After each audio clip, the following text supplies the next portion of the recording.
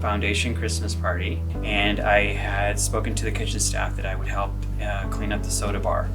The evening was closing at 10 o'clock. I'm cleaning the soda bar, and she comes right up to the soda bar and she says, "How can I help?" And I was shocked and taken aback because I was thinking, wow, why would this beautiful girl want to come and clean up after a party when there must be 100 men chasing after her? And she's like, no, I just needed something to do. She was bored. And then we just started talking, and we were still talking by the end of the night. We were still talking as everyone was cleaning up. And then I said, can I walk you to your car? And then I walked Catherine to her car. And then I said, hey, can I get your number? And she was like, why? I said, because I think you're really beautiful and I'd like to get to know you. Anyway, she peppered me with a bunch of questions, and I was like, listen, I like you a lot. Here's my number. You give me a call when you're ready.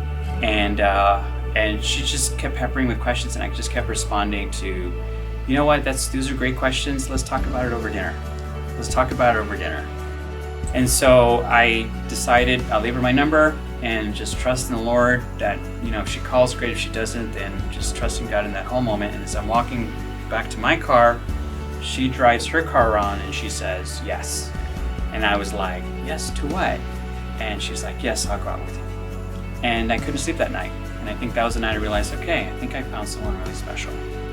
I remember after our second date, I was actually going to our second date. We met in the mall, and he shows up and he has his iPad and he tells me, okay, I have these 30 questions, we're going to talk about them. And when we're done, I think we're going to have a pretty good idea of the direction of our relationship. And I remember my stomach just churning, and I'm like, okay, this is the end, this is it.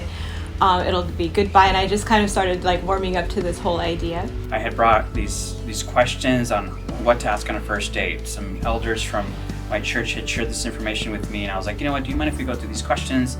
And as we were going through these questions, she just had all the right answers. She liked my answers, and we were just both astounded. And then I was just like, you know what, I think I got all my questions that I want. Let's go for a walk, because if I continue, I'm going to fall in love with you. And we were sharing Hawaiian barbecue and talking through all these questions and having a really good time. And then he's like, okay, if we don't get up and take a walk, I'm going to fall in love with you if I stay sitting here. And so then that took me by surprise, and I was like, oh, wow. And so I said that bluntly, and she was like taken aback by that, but she wasn't scared. So to me, that was an affirmation that this was someone we wanted to be with. This is quite different than anything I've ever had before, and that was the beginning of falling in love with him.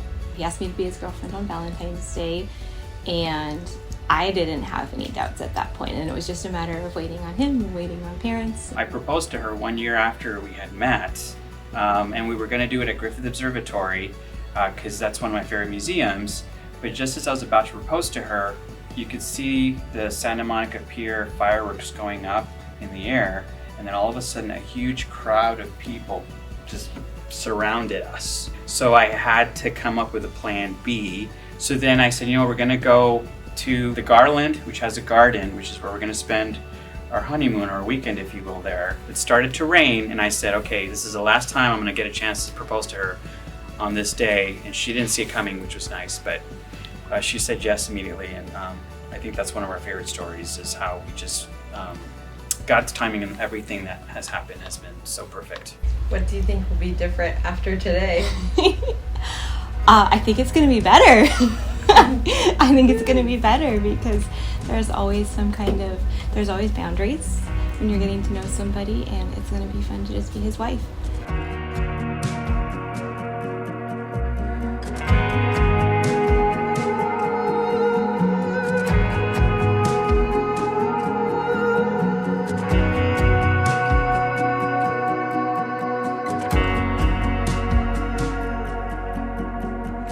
She's a girl that's so self-sufficient. She's a girl that's not afraid to pick up the room, clean, not afraid to build something. She's just so hands-on.